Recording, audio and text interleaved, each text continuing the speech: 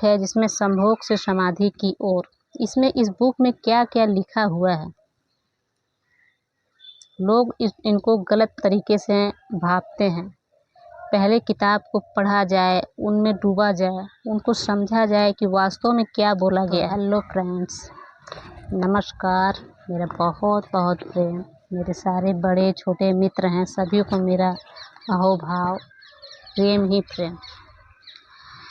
तो हमारे ओशो जो हैं, ओशो रजनीश, उनकी बहुत सारी किताबें छपी हैं। स्वयं उन्होंने कोई भी किताब नहीं लिखी है। उन्होंने जितने भी लेक्चर दिए हैं हर एक जगह पे जा कर के, चाहे वो अमेरिका हो, चाहे वो हमारा अपना इंडिया हो, तो लोगों ने उनके स्पीच को किताबों में डाला है और हमारे तक पहुंचाने का कार्य किया है। ओशो की सबसे विवादास्पद अगर बुक कोई है तो वो है संभोग से समाधि की ओर। ये है बुक, और इस बुक को बहुत से लोगों ने तिरस्कार किया है।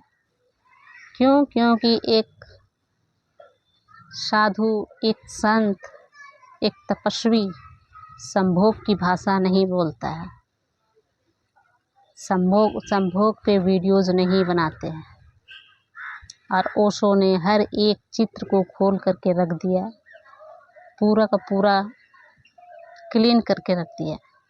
और ये जो बुक है जिसमें संभोग से समाधि की ओर, इसमें इस बुक में क्या क्या लिखा हुआ है। लोग इनको गलत तरीके से भापते हैं। पहले किताब को पढ़ा जाए, उनमें डूबा जाए, उनको समझा जाए कि वास्तव में क्या बोला गया है।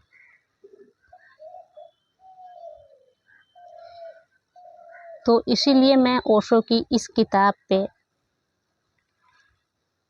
किताब का सार मैं रोज़ जब भी समय मिले, जितना हो सके मैं पढ़ूंगी। और इसमें मैं देखना है कि कितना संभोग पे वो बोले हैं। लोगों ने इसका तिरस्कार किया है।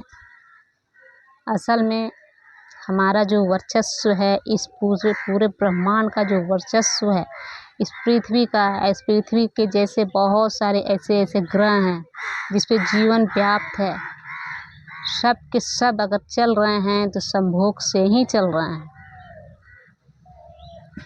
तो संभोग गलत कैसे है, सबसे पहला बात ये। और ओशो ने इस पे विचार रखे हैं।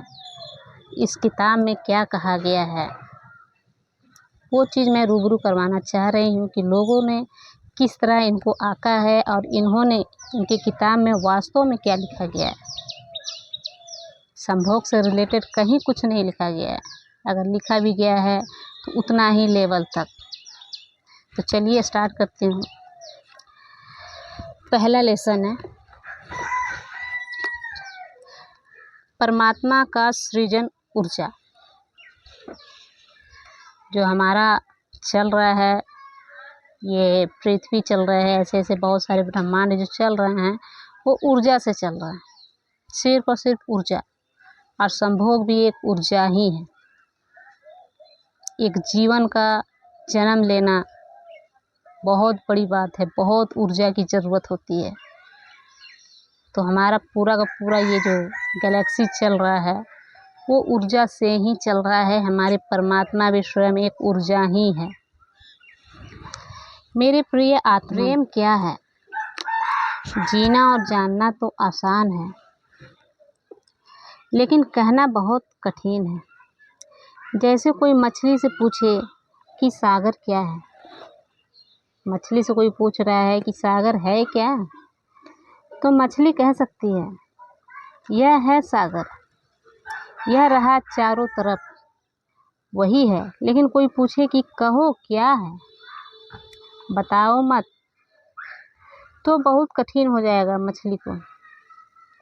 आदमी के जीवन में भी जो श्रेष्ठ है, सुंदर है और सत्य है, उसे जिया जा सकता है। उसे हम जी सकते हैं, महसूस कर सकते हैं, जाना जा सकता है, हुआ जा सकता है।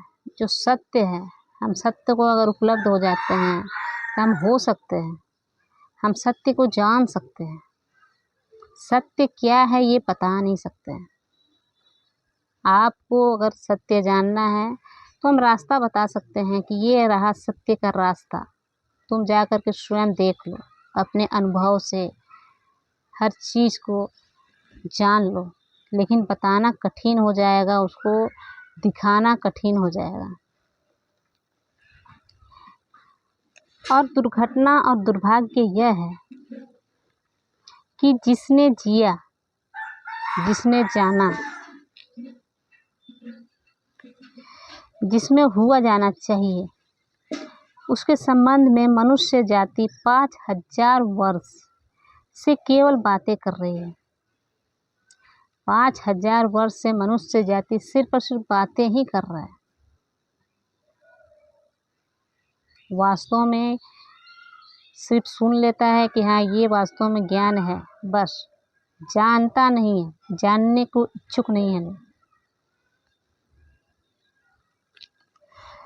प्रेम की बात चल रही है, प्रेम के गीत गाए जा रहे हैं, प्रेम के भजन गाए जा रहे हैं, और प्रेम का मनुष्य के जीवन में कोई स्थान नहीं है।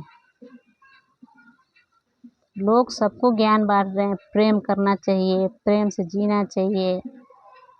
प्रेम का हमारे चारों ओर गाना बजता है, भगवान का बढ़िया बढ़िया गाना बजता है, जो कि हमें ज्ञानवर्धक, ज्ञान की बातें देती है। लेकिन मनुष्य के अंदर वो प्रेम है ही नहीं, जो वास्तव में प्रेम मीरा ने किया, राधा ने किया। वो प्रेम किसी के अंदर नहीं है। मुश्किल से 1% लोग, 1% से भी बहुत कम लोग होंगे जिनके अंदर वास्तव में प्रेम है, वो प्रेम को जान सके हैं। कृष्ण भगवान हमारे, अगर आदमी के भीतर खोजने जाएं तो प्रेम से ज़्यादा असत्य शब्द दूसरा नहीं मिलेगा। और जिन लोगों ने प्रेम को असत्य सिद्ध कर दिया है, जितने भी लोग हैं, बहुत सारे क्रूर लोग हैं जो कि प्रेम को असत्य मानते हैं। प्रेम बहुत बड़ा पाप है, बहुत घृणा काम है प्रेम करना, जितने भी लोग ये कहते हैं। और जिन्होंने प्रेम की समस्त धाराओं को अवरुद्ध कर दिया है, प्रेम की जो सीढ़ियां हैं उसको अस्त व्यस्त करके रख दिया है। प्रेम नहीं करना है, प्रेम बहुत गलत चीज़ होता है। और बड़ा दुर्भाग्य यह है कि लोग समझते हैं वे ही प्रेम के जन्मदाता भी हैं।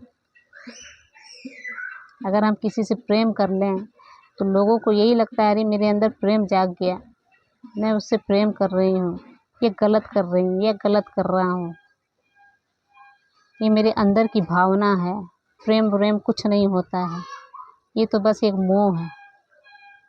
तो ये बातें हैं कि वे समझते हैं कि प्रेम के जन्मदाता वही हैं, लेकिन वास्तव में प्रेम अपने आप घटित होता है। जिस दिन प्रेम घट गया ना, उस दिन आप ईश्वर को उपलब्ध हो जाइए। प्रेम ही ईश्वर है। धर्म प्रेम की बातें करता है। धर्म जो है, जितने भी धर्म हैं, वो प्रेम की बातें करता है। लेकिन आज तक जिस प्रकार का धर्म मनुष्य जाति के ऊपर दुर्भाग्य की भांति छाया हुआ है, जो हम लोग प्रेम जिस रास्ते पे चल रहे हैं, वो प्रेम कुछ अलग है। वास्तव में जो प्रेम होता है वो अलग है। उस धर्म ने ही मनुष्य के जीवन से प्रेम के सारे द्वार बंद कर दिए हैं। जो वास्तव में प्रेम करना चाहिए ना, वो इंसानों ने स्वयं ही बंद कर रखा है। और इन संबंध में पूर्व और पश्चिम में कोई फर्क है न हिंदुस्तान में और न अमेरिका में कोई फर्क है। सब जगह यही बातें चल रही है। अमेरिका तो बहुत अभी डेवलप हो चुका है, लेकिन प्रेम को लोग अलग तरीके से भापते हैं। वास्तव में जो प्रेम है, अगर ऐसी बात भी मैं कहूँ कि प्रेम सब लोग कर रहे हैं, लेकिन प्रेम करने का तरीका गलत है, तो ये भी गलत ना होगा। प्रेम कुछ अलग ही बात है। रियल में जो प्रेम होता है वो अलग ही होता है, और लोग जो प्रेम कर रहे हैं अभी के समय में वो कुछ अलग है। तो हमारे ओशो बताते हैं कि प्रेम वास्तव में क्या होता है। उन्होंने इस पे बहुत टिप्पणियाँ की हैं, बहुत सारी बातें रखी हैं कि वास्तव में प्रेम क्या होता है। जो मीरा ने किया था कृष्णा से, राधा वियोग में तड़पी थी, वो वास्तव में प्रेम था। प्रेम का मतलब ही होता है समर्पण।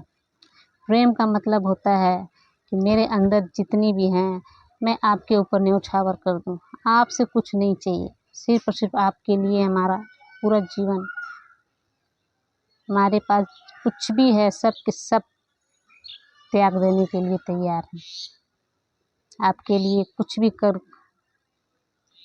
मिटने के लिए तैयार हैं। प्रेम वास्तव में वो होता है जो राधा ने किया था। वो कृष्ण के लिए लड़ी नहीं, लेकिन प्रेम उनके प्रति इतना अपार था कि वो अपने हृदय में प्रेम को लेकर के ही रही।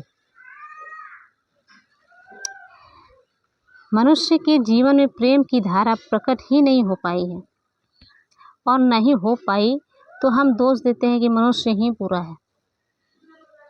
ये भी कहना है कि आज के लोग बहुत बुरे हो चुके हैं, क्या कलयुग आ गया है। तो ये बातें पहले भी कही गई थी, लेकिन वो पुरानी हो चुकी है, तो वो बातें अच्छी है। और जो अभी तत्काल में चल रहा है, प्रेजेंट में चल रहा है, अगर कहीं क्राइम हो जाता है, कुछ हो जाता है, तो घोर कलयुग है। पहले के लोग बहुत अच्छे थे, जबकि हर समय वही बात दोहराया जाता है।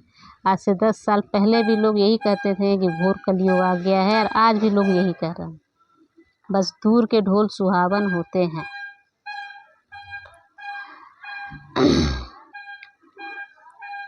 मन जहर है, हम दोष देते हैं कि यह मन ही जहर है। मैंने पहले भी बताया कि मन हमारे अंदर का वहम है, मन है, इसलिए प्रकट नहीं हो पाई। मन जहर नहीं है, और जो लोग मन को जहर कहते रहे हैं उन्होंने ही प्रेम को जहरीला कर दिया है, प्रेम को प्रकट नहीं होने दिया है। मन जहर हो कैसे सकता है? इस जगत में कुछ भी जहर नहीं है। जिसने प्रेम को जान लिया उसके लिए हर एक चीज़ प्रेम है, हर एक चीज़ों से वो प्रेम करने लग जाएगा। एक संत हैं, उनका उम्र बहुत कम है, मैंने एक वीडियोस देखी है, बहुत कम है, लगभग वो 20 साल के होंगे, और उन्होंने बुद्ध मठ को फॉलो किया है। और वो एक शेर के पास गए हुए हैं, एक वीडियो है उनका वायरल हुआ है। एक शेर के पास वो खड़े हैं, वो शेर उनके पास इस प्रकार से खड़ा है जैसे लग रहा है कि कितना प्रेम वो कर रहा है, कितना प्रेम में वो डूब चुका है वो शेर। वो जो सन्यासी थे वो उनका सर सहला रहा है, और वो शेर जो है, बाघ जो है, वो उनके प्रेम को ग्रहण कर रहा है। उनकी आँखों में इतनी शांति है, वो देखने के बाद ही पता चलता है।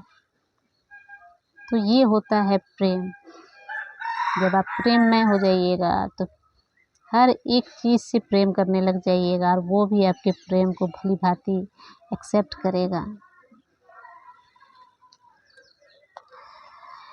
लेकिन आदमी ने सारे अमृत को जहर कर दिया है,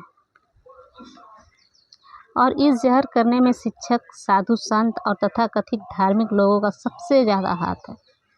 जो हमारे को शिक्षा भी मिलती है ना, सभी बहुत सारे साधु संत ऐसे हैं जो ज्ञान बांटते चलते हैं, तो उन्हीं का ये सब किया धरा है। लोग फॉलो किसको करता है? साधु संत जो आधे अधूरे ज्ञान लेकर के घूम रहे हैं, और लोगों को बातें भी वैसा ही पसंद आता है, कठिन कठिन बातें, अगर सुगम रास्ता दिया जाए तो वो उसको अपनाएंगे नहीं, लेकिन उन्हें उसी मार्ग को कठिन तरीके से बताया जाए तो वो उनका सराहना करेंगे, उनके अनुयायी बनेंगे, उनके पीछे दुम हिलाते फिरेंगे। ऐसे ऐसे लोग हैं। इस बात को थोड़ा समझ लेना ज़रूरी है, क्योंकि अगर यह बात दिखाई न पड़े तो मनुष्य के जीवन में कभी भी प्रेम भविष्य में भी नहीं हो सकेगा, क्योंकि जिन कारणों से प्रेम नहीं पैदा हो सका है उन्हीं कारणों को हम प्रेम प्रकट करने के आधार और कारण बना रहे हैं। तो आज के लिए इतना ही। अब नेक्स्ट वीडियो में मैं लाऊंगी कि ये संभोग से समाधि की और क्या क्या बातें ओशो ने कही हैं। आज जिनको भी ये विवादास्पद लगता है तो वो खास करके वो सुने कि ओशो ने इस बुक्स में क्या क्या रखी है। मैं स्पेशली इस बुक को मंगाई हूँ ये वीडियोज़ बनाने के लिए। तो नमस्कार, बहुत बहुत प्रेम आप सबों का। Love you and take care. Bye bye.